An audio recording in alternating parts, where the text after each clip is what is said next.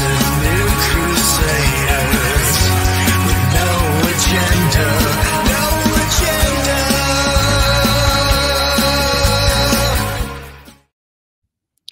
I'm Miss Chrissie. And I'm Steve. And this is JAGcast, episode 147, the podcast of the Jenkintown Arts Garage, where we explore the intersection of the arts and technology. And this week we have a topic I think we've touched on before. We're going to go a little bit more in depth. So over the years, you and I have talked about how to collaborate on some kind of like dance project that also involves like augmented reality or virtual reality. And until recently, it's been pretty difficult. One of the issues is that you need to use your phone or you need to use like an iPad or something for the audience to actually see if it's an augmented reality project. And you know, obviously virtual reality has been mostly in the space of games, but with the like Vision Pro coming out several months ago and the the advancements in the different kinds of headsets, we were, thinking it's time to revisit this because it's becoming more of a practical application. We even found some examples of artists using some of this technology in the world right now.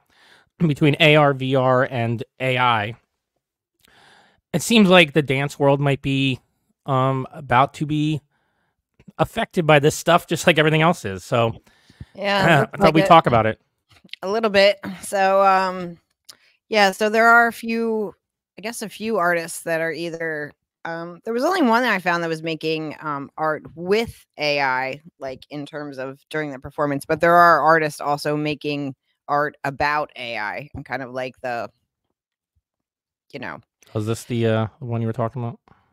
That's the one that I found most interesting. And I think they improvise with a AI dancer. So this is an article at Dance Magazine, for those listening, called "How Are Dance Artists Using AI and What Could the Technology Mean for the Industry?"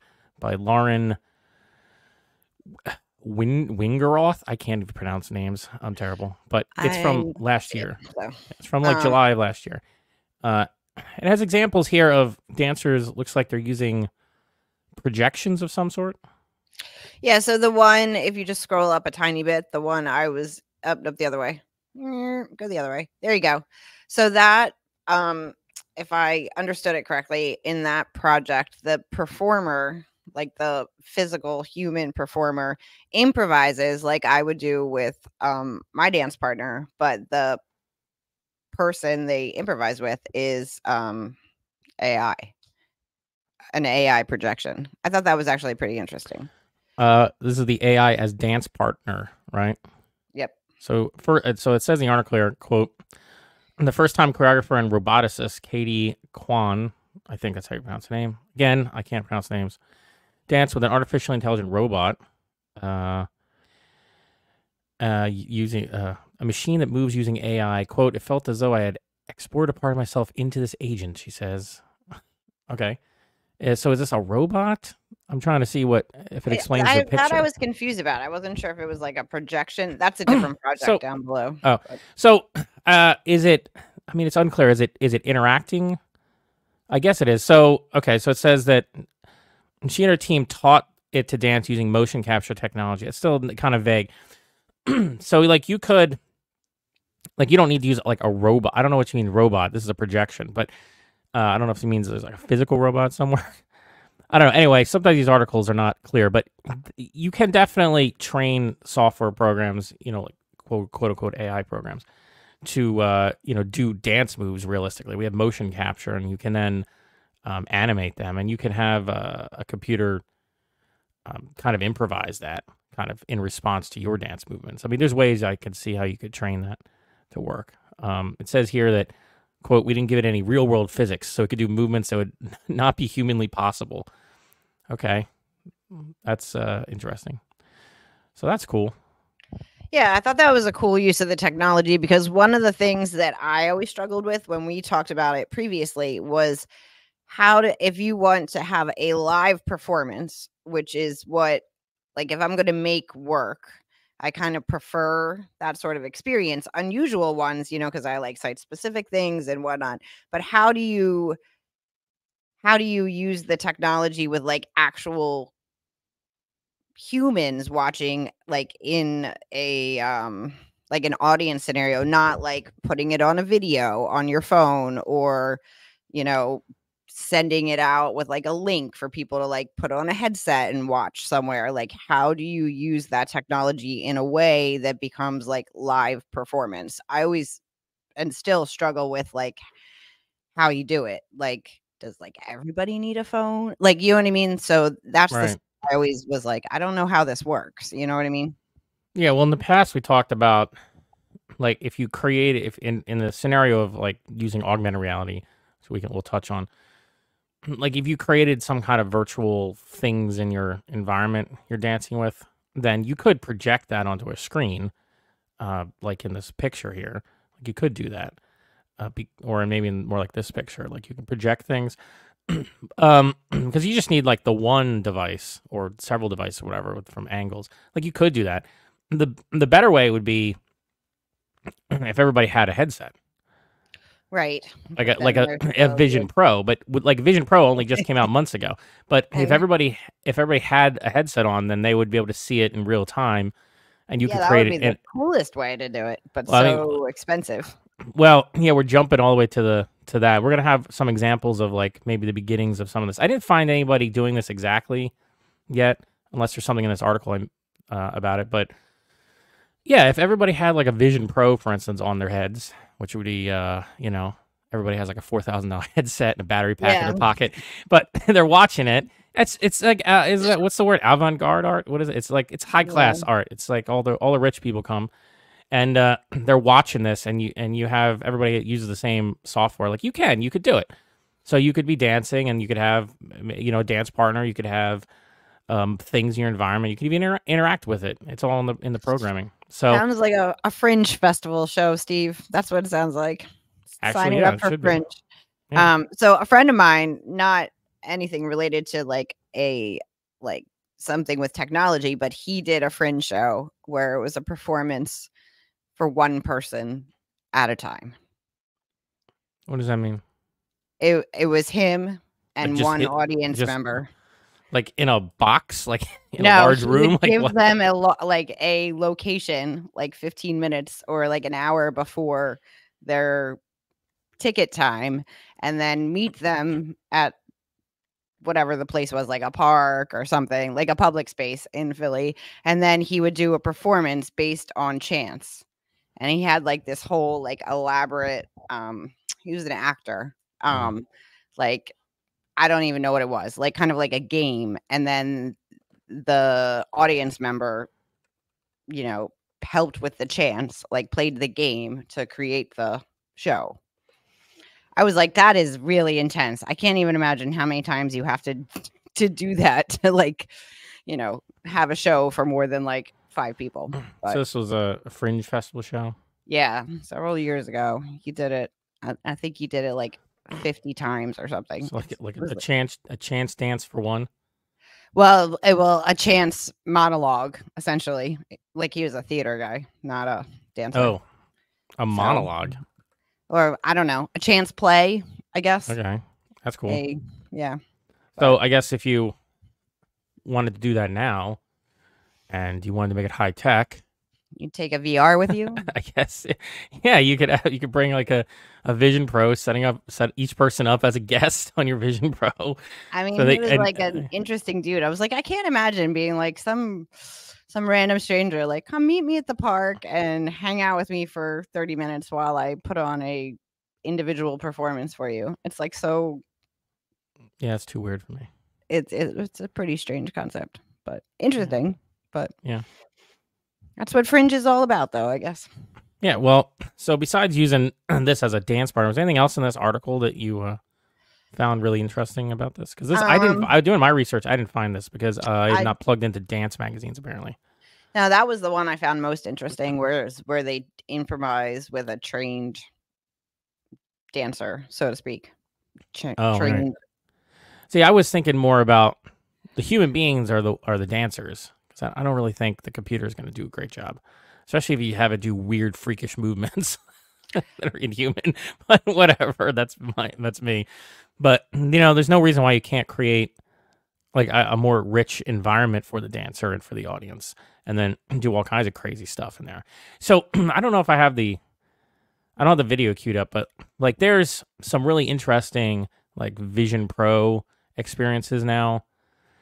And there's just one from Marvel, maybe I can find it, that is a combination of like stuff happening in your environment, like AR, like there's a virtual character here talking to you, doing stuff, and then you being in a fully immersive environment, and you can go, so you go through a portal and you're in a new world, but you're still in your living room, but it doesn't look like that anymore, like that kind of thing. We've been really exploring Vision Pro stuff in my my other podcast, the Side Project Spotlighted from Philly Coca. And so what do you guys explore in there? Like what specific applications for like Vision Pro is like, I mean, it looks cool. I watched the video about the demo. I didn't do the demo when I was at the Apple store. Someone had it on their face already. No, you should really do a demo. Well, there's a bunch of there's a bunch of stuff. So I was thinking like one of the things that I think is interesting. So I think I want to structure this kind of like steps. Like we've kind of jumped all the way to have an AI dance partner, but on a screen. But I think there's like a couple of different ways that you can see this technology playing out right now. There's like, okay, we have you on stage, you have a dance partner on a screen, maybe that's cool. But if you want to do the more immersive thing I'm talking about, you have, how about an immersive video? That's one. And then you could have other variations of actual like 3D stuff in the environment that you make up. And then you could have interaction. And I couldn't find the interaction ones, but I did find examples of some of the other stuff that might be useful to talk about. So like one of the first things that I thought about was like, so this is Apple just announced that they're finally adding more immersive video stuff. So if you did the demo, there's parts of the demo where you have this immersive video experience. And I'm showing the press release here from Apple. It has like a little video sort of thing where it kind of shows you what this is like. So you wear the headset and then you have like this 3D like video play. So it's still a video. Yeah, that's super cool. So I imagine like two different ways you could use this. Like you could have the whole performance be recorded this way. And there's an examples of that in the demo of different kinds of performances. And then this is a way for a dancer to reach a wider audience potentially, because you can take a site-specific dance and now potentially, depending on the circumstances of that site-specific dance, obviously, you could record it in a way that makes it much more immersive for rewatching, which is something you can't do at all now. Like none of your dances have been recorded because it hasn't even made sense to do that. But what if you could do that? What if the dance? I mean, you've done plenty of site-specific dances where you're not necessarily, I mean, you could do it moving from place to place, but it's like people are standing there watching you from like one angle. But what if you made a whole 3D video of it? Now, this is probably kind of expensive to make right now, but I was going to say, how do you record something like that? You need special cameras, but there are different like lenses, and you can even, I think, do it to an extent with your iPhone. I haven't tried this, but like you need basically two lenses because you need to create like a 3D effect. And so like you can kind of do it on an iPhone with the two lenses, but they're still pretty close together, so it's not as good as this big professional rig that they use for this stuff. But over time, it'll get cheaper, and you'll have film crews that'll be able to do this for a more affordable price. So I imagine something like a festival, like a Fringe festival or something, this would be something to do. You'd create this more complicated, interesting, especially if you go to an interesting site. Like imagine we're dancing with the elephants, like in this video. There's elephants coming at you. That sounds fun. So then you're dancing with elephants, which of course you're only going to be able to do like in very specific special circumstances. Imagine you manage to get that. Then you record it as a spatial video, and now people can kind of relive the experience. In fact, you can relive the experience in a way you couldn't live, because as you can see in this video, the woman is sitting on her couch, and like the elephants are just like directly in front of her, walking around her, because she is the perspective of the 3D camera that's right Right. there, which is closer than you would have been as an audience member. So, it's random question. Do you think movies are going to start to be like this? Well, we have 3D movies. I think Apple hopes that movies will be like this, but 3D movies in the theater have not caught on. I don't like them, but the experience. One. Well, I think they still exist, but the experience is not the best. The experience of Vision Pro though is quite different than a 3D movie experience, and it's way more like immersive. Once you get kind of used to the weird way that the goggles feel. I think if these goggles became more like cell phones, then you'd see a ton of things. You know what I mean? Yeah, that's what Apple hopes. Me and Apple, we're just. But we're far away from.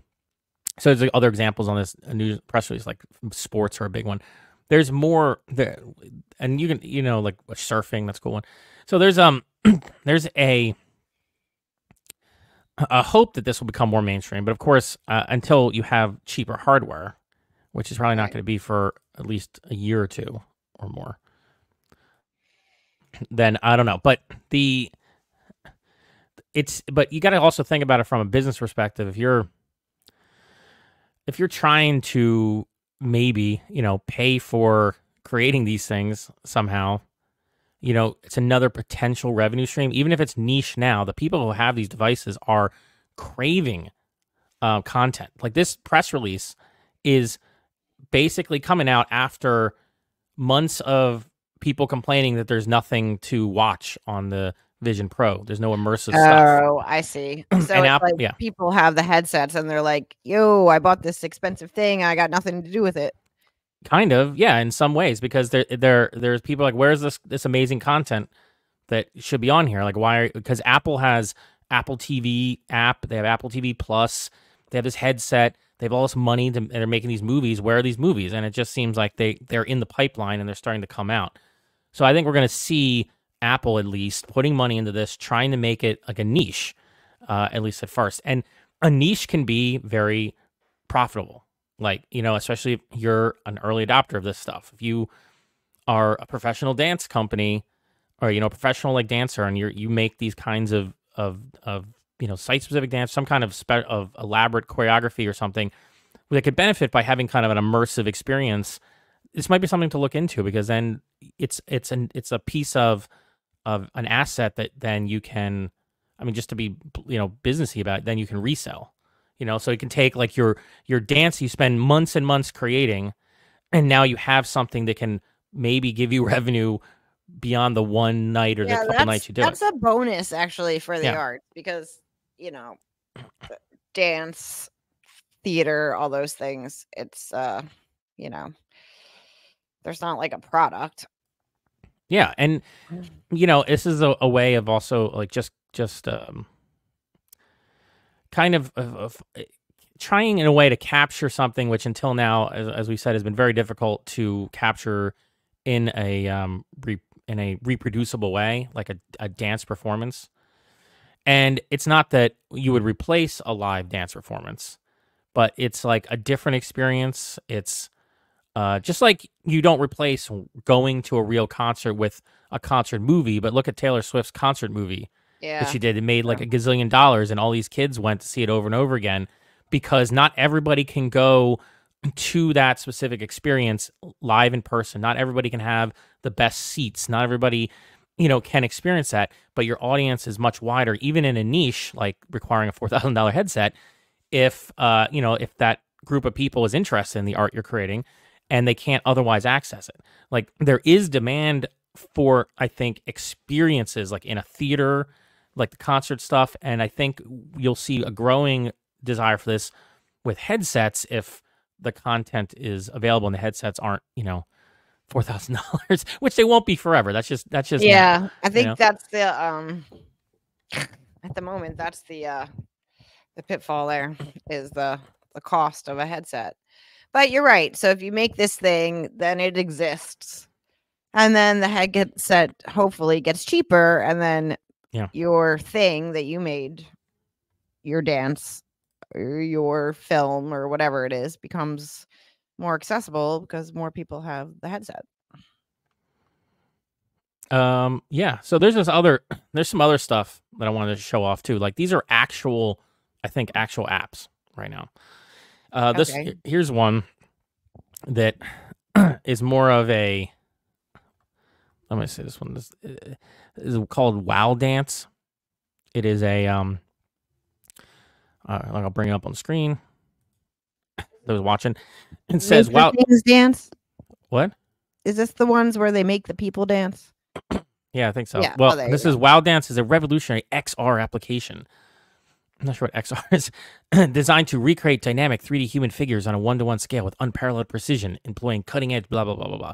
Basically, they take people, they scan dancers, I think, or dance performance is what I think they're doing, and then allows you to witness it like in person. So this is like another way. Instead of an immersive video, what if your dance performance was just captured, and then you could just be a virtual you, 1-to-1 scale, could just be put into my living room, and if you look at this video here,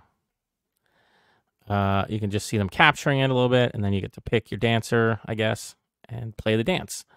And so now you can see the 3D capture. Oh, I see. So in the living room. So if you're watching, you can see the video, and there's like someone wearing a Vision Pro, and there's the dancer, like the girl, the woman is just standing there dancing right in front of him, the same way she did, but it was captured in a like a big 3D rig. So it wasn't like an easy thing to do. You need to have access to the specialized studio environment, looks like, to capture it. But that's not doable.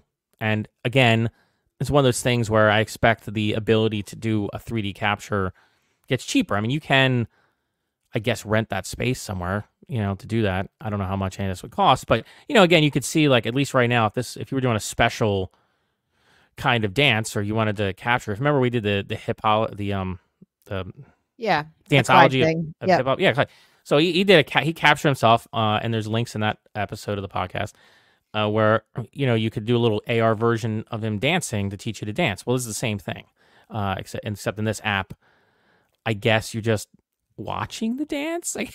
I guess that's what you're doing. I don't know. But it's cool. But I don't know. Would you be interested in doing this kind of thing? Like, would you like? Because besides your site specific dance, you also do a lot of choreography. So I mean, I can see this being useful as a learning tool too. That the video made me think of like I don't know.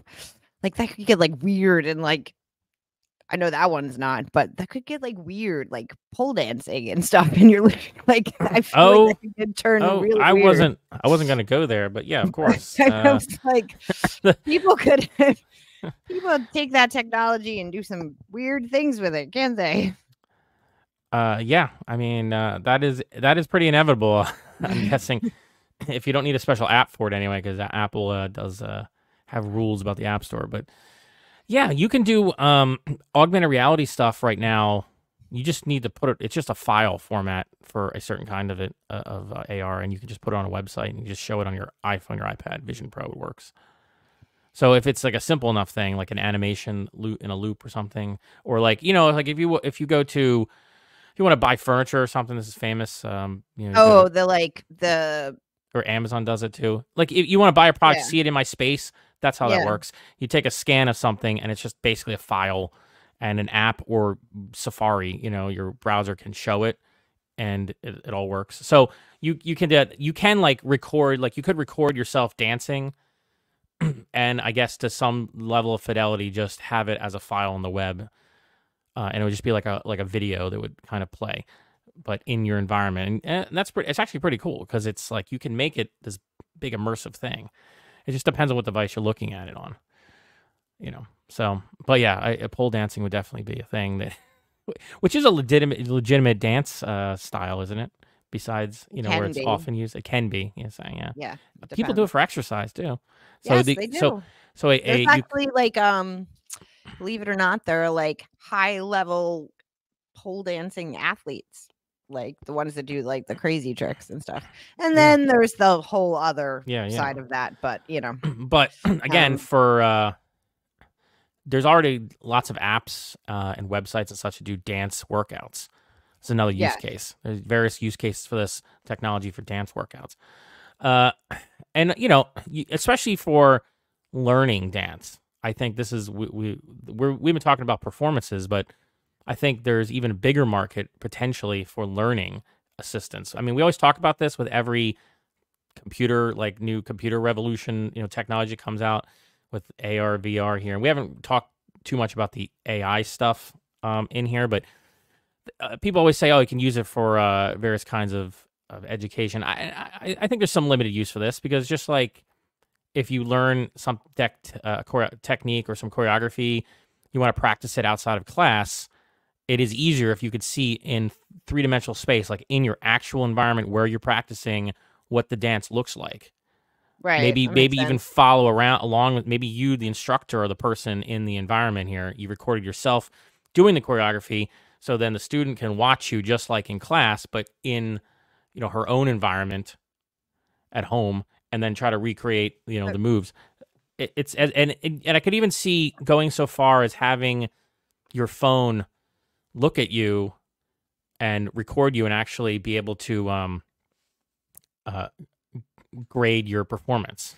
I don't know how hard that would be, but it's been possible for years now to like have your iPhone like understand certain body movements. Like you can have an exercise app that can tell when you're doing different kinds of moves, like push-ups or sit-ups, whatever, because you can kind of read your skeleton structure. It can Okay. understand that, so it knows what the movements are you're doing.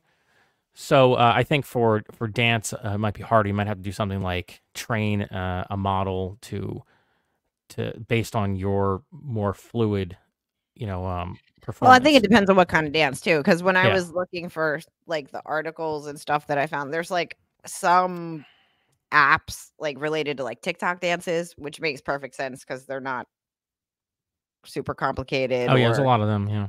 yeah. And it's like small movements and you know what I mean? And it's not like technical dancing. So Yeah. There's also also probably more interest in that than contemporary dance. So probably more incentive for people to figure out how to use the technology. there's also the ability to like bring in, as I said, like 3D objects, or Yeah, and here's that looks cool. That was interesting. so here's an example. This is Spatial Paint 3D, I think it is.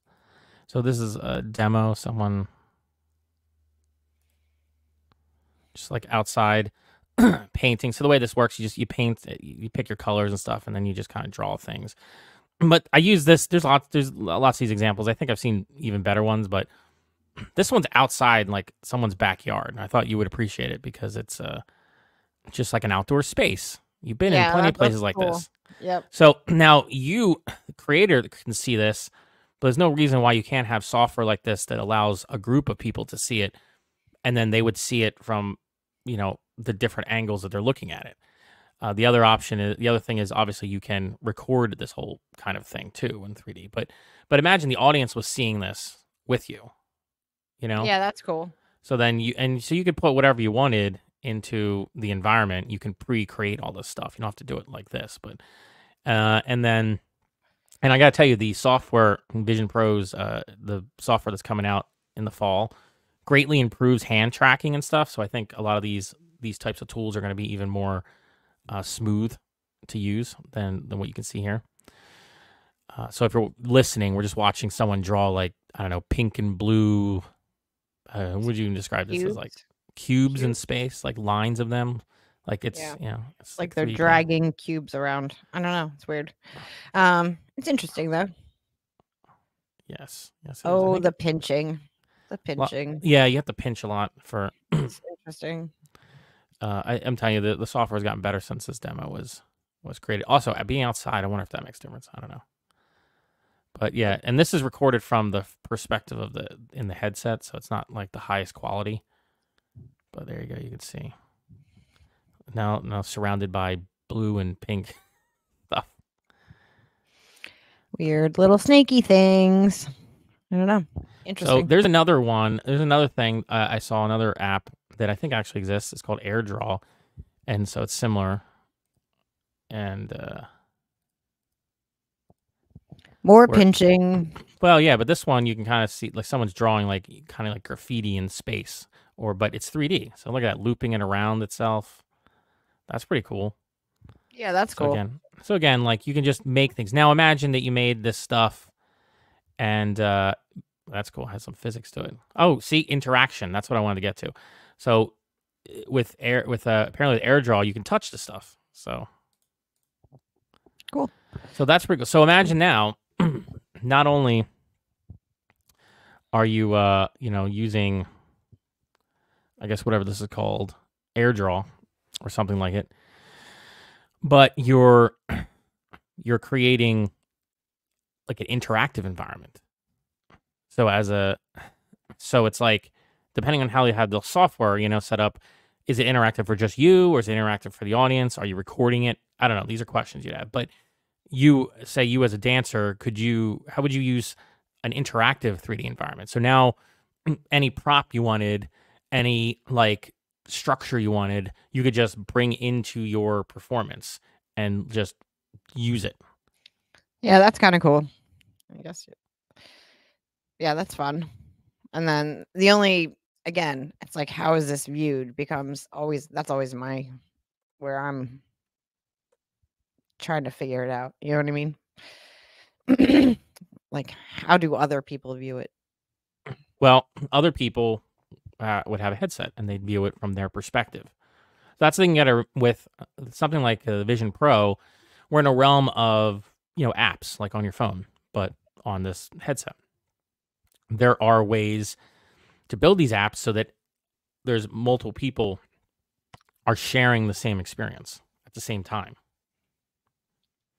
So you could have people live viewing it. Like again, this would be very expensive and janky potentially. I'm not sure how well it'll work, but you could do it.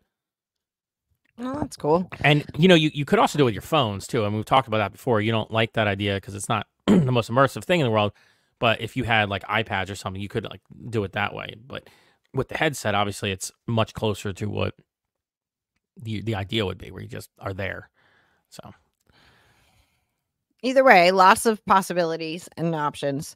A lot of expensive possibilities at this point, but yeah. So I would say that's kind of what I think I wanted to show. Right? Did we miss something? I don't think so. We got the yeah.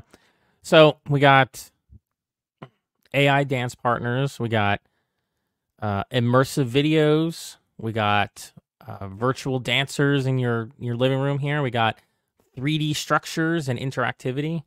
These are all, I think, some of the ways that we're going to see AR, VR, and AI affect the. I know I have to put air quotes around because it's not artificial intelligence. I hate the whole terminology around. You want a AI. new word for it? Yeah, it's like automated. It's automation. It's like automated intelligence. That's something. It's not intelligent. It's not a mind. It's not intelligent. It bothers me that we've had decades and decades of people doing research in quote unquote AI, and they just use the most irritating terminology that they could possibly pick for somebody who actually understands anything about philosophy or like the human mind. It's very, very irritating. So it's very irritating to me. It's like, it's not AI, guys. It's not live. But the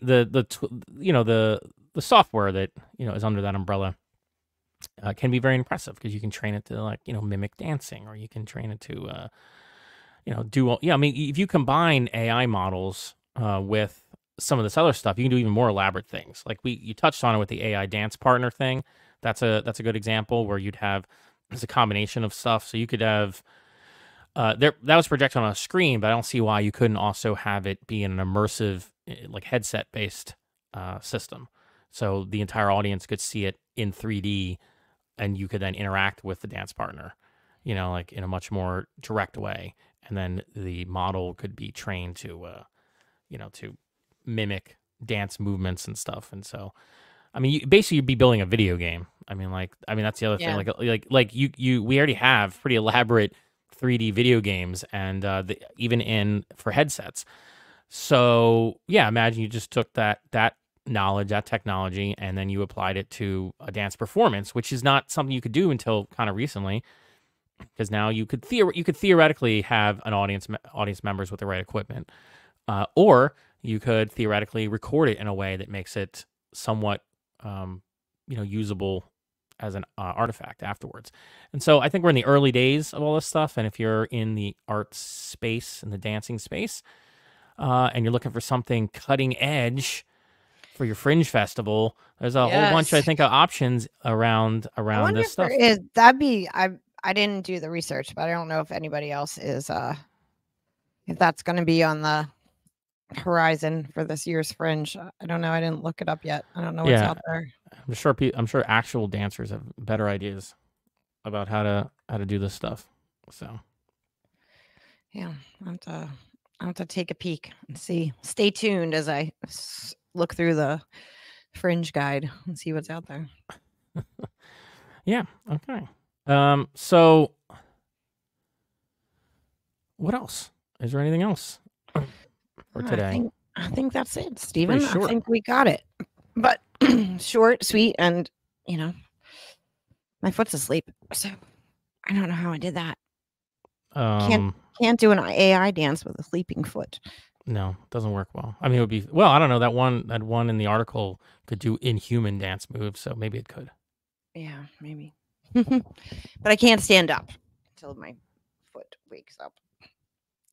Oh, okay. Well, anyway. You got anything else?